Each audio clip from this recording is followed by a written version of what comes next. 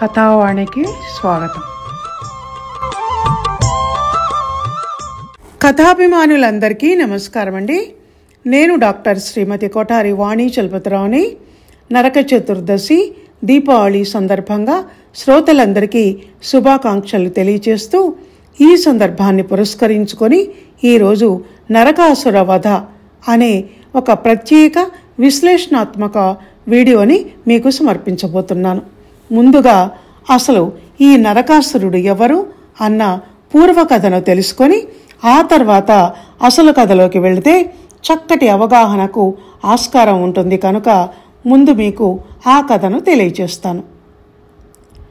ఒకసారి హిరణ్యాక్షుడు అనే రాక్షసుడు భూమండలాన్ని తీసుకెళ్లి సముద్ర గర్భంలో దాచినప్పుడు విష్ణుమూర్తి వరాహ నరసింహావతారంలో ఆ రాక్షసుని చంపి భూమిని పైకి తీసుకొచ్చాడు.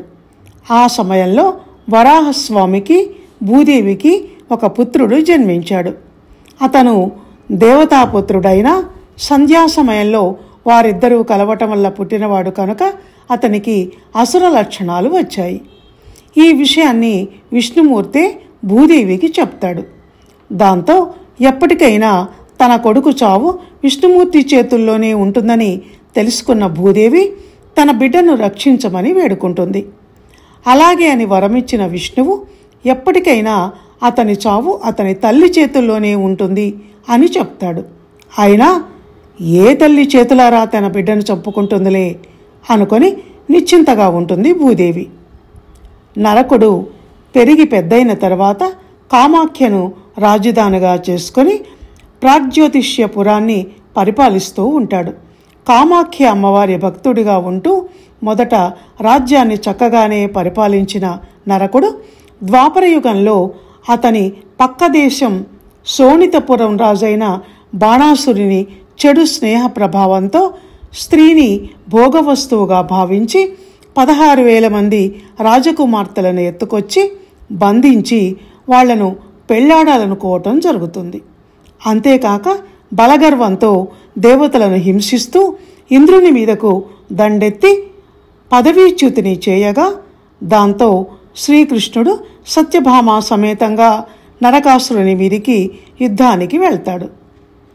ఇదండి ఆ పూర్వకథ. ఇప్పుడు మీకు అర్థమయ్యే ఉంటుంది సత్యభామ నరకాసురుణ్ణి చంపిన కారణం తల్లి చేతిలో చస్తావని శాపం ఉండటం వల్ల అని. నువ్వు చూస్తూ కూర్చొని ఆడదానితో నా మీద బాణాలు వేయిస్తున్నావు అని నరకాసురుడు కృష్ణుని ఎద్దేవా చేసినప్పటికీ చిరునవ్వు నవ్వి ఊరుకుంటాడే కానీ బదులివ్వడు కృష్ణుడు. అయితే కృష్ణుని పరాక్రమానికి భంగం కలగకుండా నరకుని బాణం వల్ల కృష్ణుడు మూర్ఛపోతే సత్యభామ విల్లంబులు అందుకున్నట్టు సినిమాల్లో చూపిస్తారు.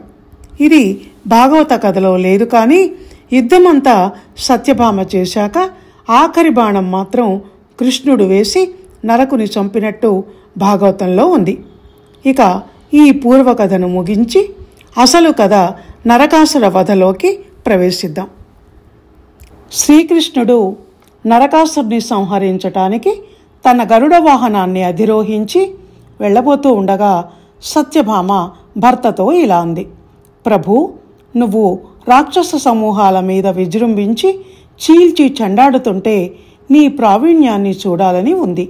నన్ను కూడా నీ వెంట యుద్ధానికి తీసుకుని వెళ్ళు. నేను నా కళ్ళారా అక్కడ నీ ప్రతాపాన్ని చూసి వచ్చి ఇక్కడి నీ రాణులందరికీ తెలియచేస్తాను అని అంటే ఆ ప్రాణవల్లభతో వల్లభుడు సమాధానంగా ఈ విధంగా అన్నాడు: సత్య, సుకుమారివైన నీవెక్కడా? ఆ భయంకరమైన రణరంగమెక్కడా? అక్కడ తుమ్మెద ఝూంకారాలు కాదు నీకు వినిపించేది, భయంకరమైన ఏనుగు ఘీంకారాలు.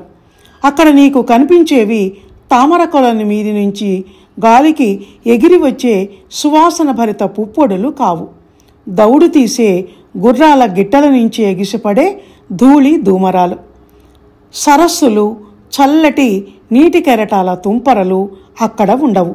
శత్రువుల ధనుస్సు నుంచి వెలువడే శరపరంపరలు ఉంటాయి. రాజహంసలతో నిండిన సరోవరాలు అక్కడ నీకు కనిపించవు. అందులోని కమలాలు కనిపించవు. శూలాలు, ఖడ్గాలు, ఆయుధాలు కనిపిస్తాయి. అలాంటి భయంకరమైన యుద్ధరంగానికి నువ్వెందుకు? వద్దు, నేను త్వరగా తిరిగి వస్తాను అన్నాడు. దాంతో సత్యభామ, దానవులైననేమి, మరి దైత్య సమూహములైననేమి, నీ మానిత బాహుదుర్గముల మాటన నుండగనేల శంక అని అంది. నీ చేతులు అనే దుర్గముల చాటున ఉంటే నాకు భయమేంటి? నేను అరుదెంతును అని చేతులు జోడించి నమస్కరించగానే కృష్ణుడు మెచ్చుకోలుగా ఆమె వంక చూశాడు. ఆ చేతులను అలాగే పట్టుకొని తన వెంట తోడుకొని వెళ్ళి గరుడ వాహనంపై ఎక్కించుకొని ప్రాగ్జ్యోతిష నగరానికి ప్రయాణమై వెళ్ళిపోయాడు. ఆ నగరం ఎన్నో పర్వత, జల, వాయు, శస్త్ర, అగ్ని దుర్గాలతో కూడినట్టిది. దుర్గం అంటే లోపలికి ప్రవేశించటానికి వీలు లేకుండా చేసుకునే రక్షణ ఏర్పాట్లు. అవి ఇన్ని రకాలుగా ఉంటాయి. పైగా ఇక్కడ ఆ పట్టణాన్ని మురా అనే రాక్షసుడు తన బాహుపాశాల చేతులు అనే బలమైన తాళ్లతో రక్షిస్తూ ఉంటాడు. అలాంటి పట్టణానికి కృష్ణుడు తన గదతో పర్వత దుర్గాలని, శస్త్రాలతో శస్త్రదుర్గాలని, విష్ణుచక్రంతో వాయు, జల, అగ్ని దుర్గాలను ఛేదించుకుంటూ మురాసురుని బాహుపాశాలను ఖడ్గంతో ఖండించి, ప్రాకారాలను పగలగొట్టి, యంత్రాలను భేదించి, తన పాంచజన్యం అనే శంఖంతో ప్రళయకాల మేఘగర్జనలాగా యుద్ధ శంఖాన్ని పూరించాడు. అది విని 5 తలల మురాసురుడు నిద్ర మేల్కొని ఆవులించి పెడబొబ్బలు పెడుతూ తన 5 నోళ్లతో లోకాలను మింగటానికి వచ్చినట్టు వచ్చాడు. అగ్నిజ్వాలల వంటి జడలతో కూడిన తన శూలాన్ని గరుత్మంతుడి మీద వేశాడు. కృష్ణుడు ఆ శూలాన్ని మధ్యలోనే అందుకొని తుత్తునియలు చేశాడు. దాంతో గదను ఈసారి కృష్ణు మీదికి విసిరాడు మురాసురుడు. కంసారి ఆ గదను తన గదతో 1000 ముక్కలు చేసి తన చక్రాయుధంతో వాడి 5 తలలను అవలీలగా ఖండించాడు. ఈ విషయం తెలిసి కోపోద్రిక్తుడైన నరకాసురుడు తామ్రుడు, అంతరిక్షుడు, శ్రవణుడు, విభావసుడు, వసుడు, నభస్వంతుడు, అరుణుడు అనే 7 యోధులను పీఠుడు అనే సేనానాయకుని నాయకత్వంలో యుద్ధానికి పంపించాడు. గద, ఖడ్గం, శూలం వంటి అనేక ఆయుధాలను కృష్ణుని మీద ప్రయోగించారు వాళ్ళు. వాటినన్నిటినీ పరాక్రమంతో కృష్ణుడు నువ్వు గింజలంత ముక్కలు చేసి పడేశాడు. తన పక్షం వారినంతా శ్రీకృష్ణుని చక్రాయుధం అంతం చేసిందని తెలిసి నరకాసురుడు ఆశ్చర్యపడి, రోషపడి శ్రీహరిని దూషిస్తూ ఏనుగుల గుంపును తీసుకొని యుద్ధానికి సిద్ధమై వచ్చాడు. వచ్చి నీలవర్ణంతో శోభిస్తున్న రణకోవిదుడైన కృష్ణుని చూశాడు. గరుత్మంతుని మూపు మీద సత్యభామతో ఆసీనుడై ఉన్న కృష్ణుడు చంద్రబింబంపై మెరుపుతీగతో కూడిన మేఘంలాగా ప్రకాశించటం కనిపించింది. వీపున అంబుల పొది ధరించిన ఆయన భార్య అయిన సాత్రాజితికి యుద్ధ రహస్యాలను బోధిస్తూ ఉన్నాడు. ఆ విధంగా ఉన్న కృష్ణుని చూసి నరకాసురుడు యుద్ధానికి సిద్ధం కావటంతో ఆ తర్వాత ఏమాత్రం ఆలస్యం చేయకుండా ముందుకు వచ్చింది సత్యభామ. ఇక్కడ యుద్ధానికి సిద్ధమైన సత్యభామను ఉద్దేశించి మహాకవి పోతన ఒక అందమైన పద్యం రాశాడు. ఇది చాలా ప్రసిద్ధమైన పద్యం. వేణిన్ జొల్లెము వెట్టి సంఘటిత నీవీ బంధయై భూషణ శ్రేణీందాల్చి ముఖేందు మండల మరీచి జాలముల్ పర్వగా పాణిన్ పయ్యద చక్కంగా తురిమి శుంభద్వీర సంరంభయై ఏణీలోచన లేచి నిల్చే తన ప్రాణేశాగ్రభాగంబునన్. సత్యభామ వడివడిగా వాలుజడ ముడివేసుకుంది. చీర ముడి బిగించింది. ఆభరణాలను సరిచేసుకుంది. లేడి కన్నులు గల ఆమె కాంతులీనుతున్న చంద్రబింబం లాంటి ముఖంతో మురాంతకుడైన తన భర్త చెంత నిబ్బరంగా నిలబడింది. ఆ విధంగా యుద్ధరంగంలో రాక్షసులను అణిచివేయటానికి సిద్ధమైన సత్యభామను చూసి కృష్ణుడు సరసంగా భార్యతో ఈ విధంగా అన్నాడు: లేమా, ధనుజుల గెలువగలేమా, నీవేల కడంగి లేచితి విటురా, లే మాను మానవేని, లేమా విల్లంది కొనుము లీలన్ కేలన్. ఈ పద్యాన్ని శబ్దాలంకారానికి ఉదాహరణగా చెప్తుంటారు. దీని తాత్పర్యం ఏమిటంటే, లేమ అంటే స్త్రీ, మరొక లేమ అంటే చేయలేమా అని అర్థం. దాన్ని విడదీసి లే మాను అన్నారు రెండో పాదంలో కవి. భామ, రాక్షసులను గెలవలేమా, నీవెందుకు యుద్ధానికి సిద్ధపడ్డావు, ఇలారా యుద్ధ ప్రయత్నం మానదలుచుకోకపోతే ఇదిగో ఈ విల్లు అందుకో అన్నాడు. ఆ హరినాక్షికి హరి అలా విల్లును అందివ్వగానే సత్యభామ ఆ విల్లును అందుకుంది. దాన్ని అందుకోగానే ఆమెలో ఎక్కడలేని శక్తి వచ్చి చేరింది. గొప్ప తేజస్సుతో మహాప్రతాపంతో వెలసిల్లింది.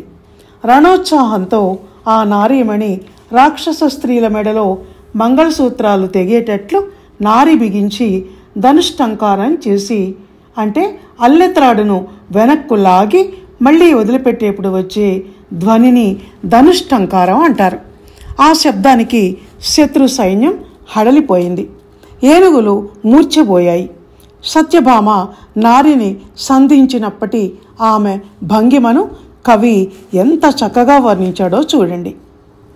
సౌవర్ణ కంకణ జనజన నినదంబు సింసినీరవమితో సెలిమిసేయ, తాటంక మణిగణ దగదగ దీప్తులు గండమండల రుచిన్ గప్పికొనగా, ధవళ తరాపాంగ దళదళ రోచులు బాజజాల ప్రభాపటలి నడంప, శరగాత గుమగుమ శబ్దంబు పరిపంది సైనక కలకల స్వనము నుడువ, వీర శృంగార భయ రౌద్ర విస్మయములు కలిసి భామిని అయ్యనో కాకయనంగా, నిఘవు దొడంగుట దివుచుట ఏముటెల్ల నెరుగగాకుండనని చేసే ఇందువదన.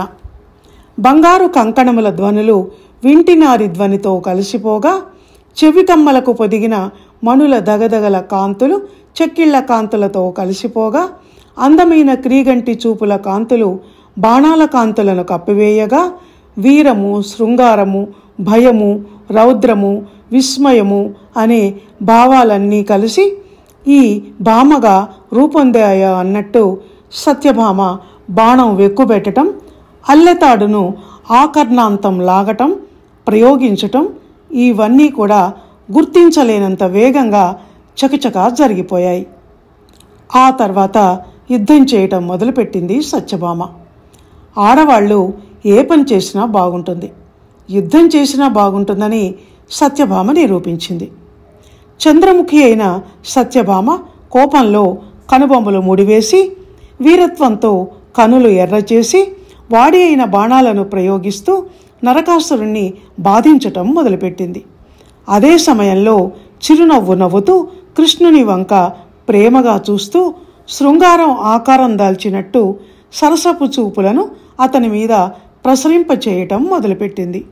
ఎడమ పాదం ముందుకు పెట్టి కుడికాలు వంచి చెమటతో తడిసిన ముంగురులతో ఆకర్ణాంతం లాగిన అల్లెత్రాటిని పట్టుకున్న చేతి వేళ్ల గోళ్ల కాంతులతో శత్రు సమూహం వైపు గురి చూస్తూ ధనుస్సు నుంచి వెలువడిన బాణాలతో శత్రు సంహారం చేస్తూ శోభించింది. అంత సుకుమారి అయిన సత్యభామ అంత భీకరంగా యుద్ధం చేయటాన్ని కవి ఎలా పోలిక చెప్పాడో చూడండి. ఇల్లాలన్ గిటి అయిన కాలమున మున్నేనంచు ఘోషింతువో తల్లి, నిన్ను దలంచి అయిన ఇచటన్ నన్నున్ కృపన్ గావడే చెల్లంబో తలద్రుంచే అంచు ఇలా నాక్షేపించు చందమునన్ త్రెళ్ళెన్ చప్పుడుగాగా భూమిసుతుండు ఉద్దీప్తాహవక్షోణిపై. అమ్మా, వరాహావతారంలో నేను విష్ణుమూర్తి ఇల్లాలినని చాటి చెప్పావు. నిన్ను చూచి అయినా నాపై దయచూపకుండా శ్రీకృష్ణుడు నా తల త్రుంచినాడు అని భూదేవిని అధిక్షేపిస్తున్నట్టుగా నరకాసురుడు యుద్ధభూమిలో నేల మీద కూలిపోయాడు. కంటిమి నరకుడు పడగా ముంటిమి నేడనుచు వ్యసనమర్చులు మునులన్ మింటన్ పువ్వులు కురియుచు బంటింపక పొగిడి రోలి పద్మదలాక్షున్. హమ్మయ్య, నరకాసురుని చావు కనులారా చూశాను, ఇక మనం బతికాము అని దేవతలు మునీంద్రులు మింటి నుంచి వెంటనే పూలవర్షం కురిపిస్తూ శ్రీకృష్ణుని ప్రస్తుతించారు. ఇదండి నరకాసుర వధ. ఇది కేవలం ఒక్క నరకాసురుని చంపటం కాదు, చెడు మీద మంచి సాధించిన విజయం. దుష్ట శిక్షణ శిష్ట రక్షణ కోసం సంభవామి యుగే యుగే అన్న ఆ శ్రీకృష్ణ పరమాత్మ కృష్ణావతారంలో నరకుణ్ణి చంపి లోకానికి ఈ విధంగా రక్షణ కల్పించాడు. మంచివాడు చనిపోతే అయ్యో అనుకొని అందరూ కంటనీరు పెడతారు, కానీ ఒక దుర్మార్గుడు చనిపోతే పీడపోయిందని పండుగ చేసుకుంటారు. నరకాసురుడు చనిపోతే అమావాస్య చీకట్లు తొలగిపోయాయని భావిస్తూ ప్రజలంతా దీపావళి పండగ చేసుకుంది. అందుకే కథావాణి శ్రోతలు, ఈ దీపావళి రోజు మనం ఇలా ఈ నరకాసుర వధను చెప్పుకోవటం, సత్యకృష్ణుల విజయగాథలను తలుచుకోవటం వల్ల మనకు కూడా దుష్టుల నుంచి బాధలు తొలగిపోయి ఆ శ్రీకృష్ణ పరమాత్మ కరుణా కటాక్ష వీక్షణాలు లభిస్తాయని విశ్వసిద్దాం. ఈ సందర్భంలో మీ అందరికీ మరోసారి దీపావళి శుభాకాంక్షలు తెలియజేస్తూ ఇక ముగిస్తాను. ధన్యవాదాలు. మంగళం మహత్.